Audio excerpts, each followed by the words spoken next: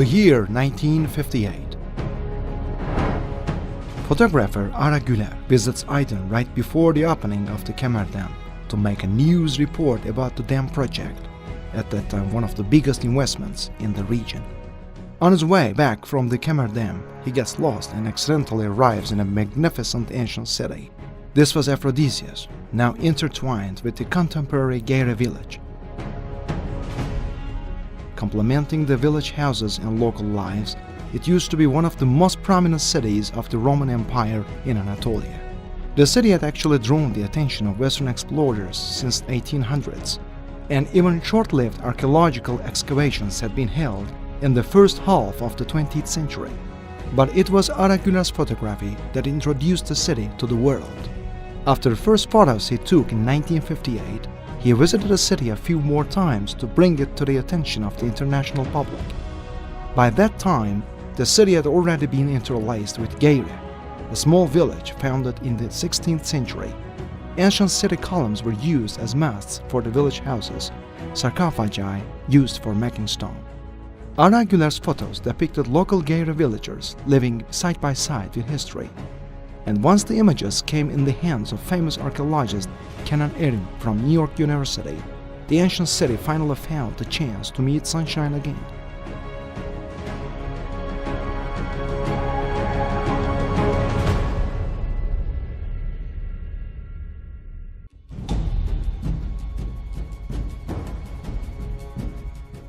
Unlike most ancient cities, Aphrodisias was built not on a hillside, but in a valley, which might explain why it was hidden from the main routes for years.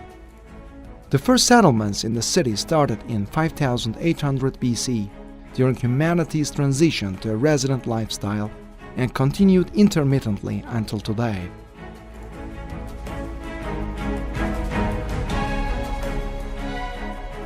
Aphrodisias is an amazing city.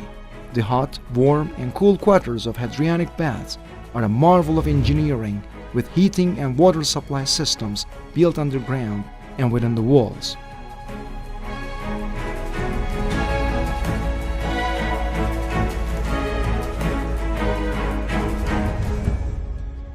The city's agora, set up in the 4th century AD, has a gigantic pool in the middle. The colossal stadium with 30,000 audience capacity is so far the oldest and the best preserved in the world. The Odeon, the antique theater, the Sebastian, the most grandiose of all ancient temples constructed for emperors, are all unique in preservation and extent.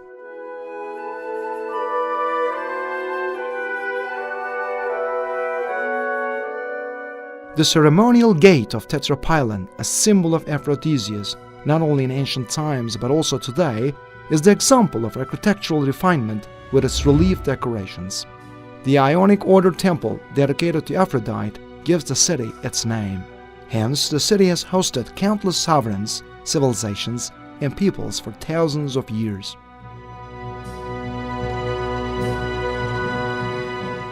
So much so that Emperor Augustus took the city under his personal protection with his court. Out of all Asia Minor cities, I have chosen this one for myself. Most of the monuments that have survived until today were built in the 250 years following his time.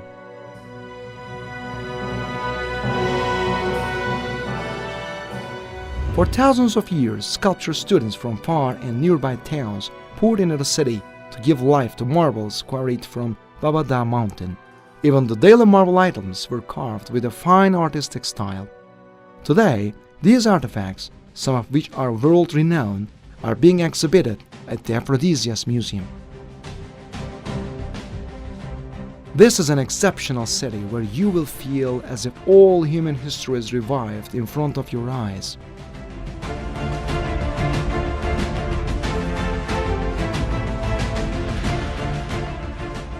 As you climb over a small hill to find a stadium, you can also hear the sounds of an athletic performance from 1,000 years back, or witness the life and death struggles of the gladiators. You can imagine yourself having a rest facing the splendid sculptures by the pool of the beautiful city bath complex. While you peacefully stroll among art and history, the surviving columns of the agora might even make you believe that a Roman man is still there selling olive oil. Aphrodisias, the magical capital of Caria, 8 years after being included in the UNESCO World Heritage Tentative List in 2009, has been inscribed in the World Heritage List at the 41st UNESCO World Heritage Committee in 2017. At the session, it was highlighted that the city is outstandingly unique because the high-quality sculptures produced at the local workshops with marbles from the nearby quarries left a deep cultural effect on the whole Mediterranean basin, where those artworks had widely spread. With its finely carved sculptures, a city devoted to the goddess of love and beauty is waiting for its visitors in the Karacasu region to listen to the sounds and stories of the ancient times. With its finely carved sculptures, a city devoted to the goddess of love and beauty is waiting for its visitors in the Karacasu region to listen to the sounds and stories of the ancient times.